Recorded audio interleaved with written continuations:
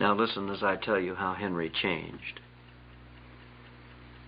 Henry noticed that he was getting farther and farther behind in his work due to the many interruptions and involvements of late. There was a time when getting behind didn't bother him too much, for there was no set schedule to keep. Like the spring, he wasn't feeling too well, and he decided he just wouldn't plow the South 40 at all, and so he just laid it by for the season and so reduced his work schedule for the summer months. It was not as easy now, for the pressure of those 2 payment books began to prey upon Henry's mind. Frustration began to slip into Henry's day, and instead of the freedom he once felt in the field, he now began to feel that he was there because he had to be, sick or well.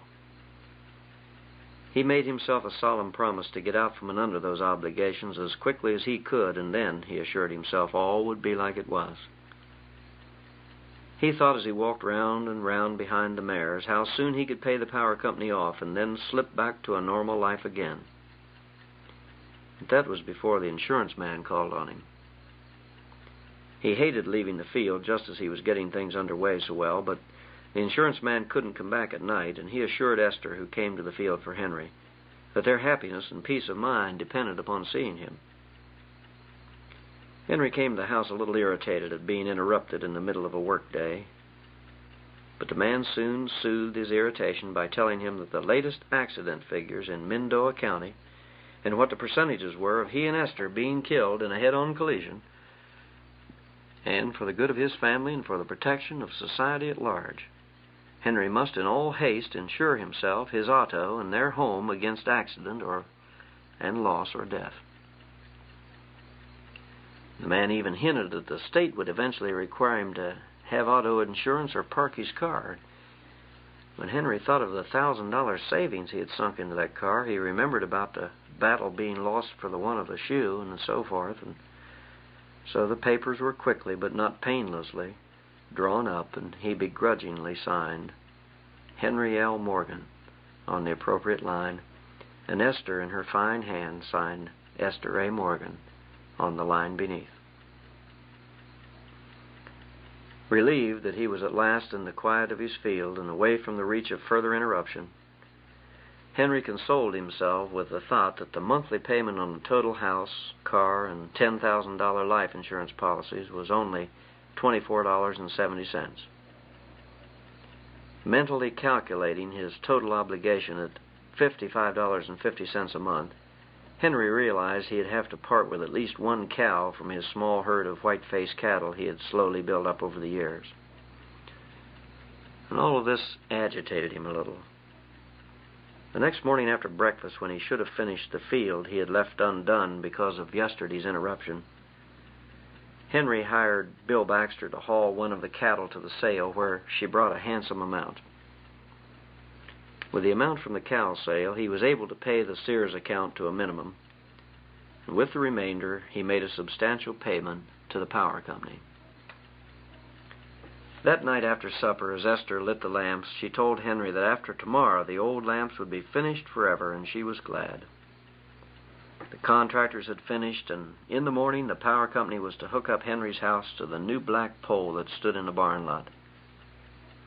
This filled Henry's heart with mixed emotions, but everyone else seemed so happy about it that he soon forgot it in the fun that followed. They gathered in the living room, and the checkers and dominoes were brought out, and soon Henry realized that Whispering Pines hadn't changed much after all, and that the good things in life had helped. He begged off from the story time, saying he was more tired than usual, and he explained that all the running and confusion had worn him out a little. So, shortening the evening as graciously as he could, he soon fell in bed, convinced that it was as Esther said, nothing will change unless we change. And Henry was sure that would never happen. As he lay there in the darkness, wondering why he couldn't drop off to sleep as he once did, he suddenly realized with panic that something was wrong. He awakened Esther and said, "What's wrong?" She sleepily replied, "There's nothing wrong. Go to sleep. It'll be a long day tomorrow." He was sure of this, but the uneasiness wouldn't go away. In the darkness, he suddenly knew what was wrong. Things had changed. He couldn't hear the whippoorwill anymore. The silence had no more soothing effect, for there was no more silence. He could hear the roar of the late traffic as it went by the house, and every now and then the squeal of tires as teenagers laid rubber, as they called it, on the straight stretch from Henry's barn to the turn at Fred Danner's lane.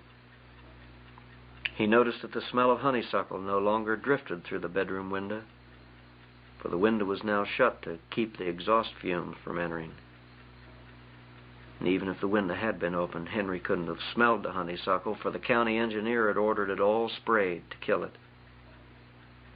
Henry hadn't known before that it was a nuisance weed and would soon take over the county if it wasn't stamped out. In the darkness, Henry thought of Old Brown and how he tried to make it from the barn to the house a few weeks ago and hadn't heard the engine whine of the car that killed him.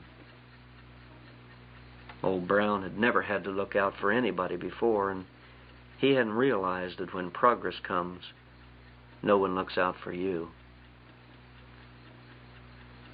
Henry also wondered why there hadn't been any socials for a long time like there used to be, and all of a sudden he got sick. Not physically, although he could feel the sickness from his heart to his stomach. It was a homesickness that crept over him in the darkness.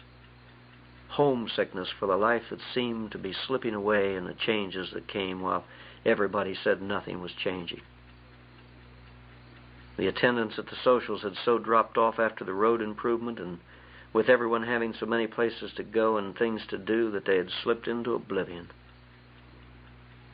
Church attendance had dropped off, and protracted meetings just couldn't draw out the people like they once did.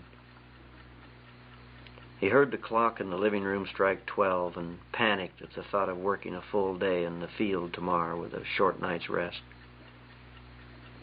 He promised himself that tomorrow he'd surely talk to Esther about the unwelcome changes in their life.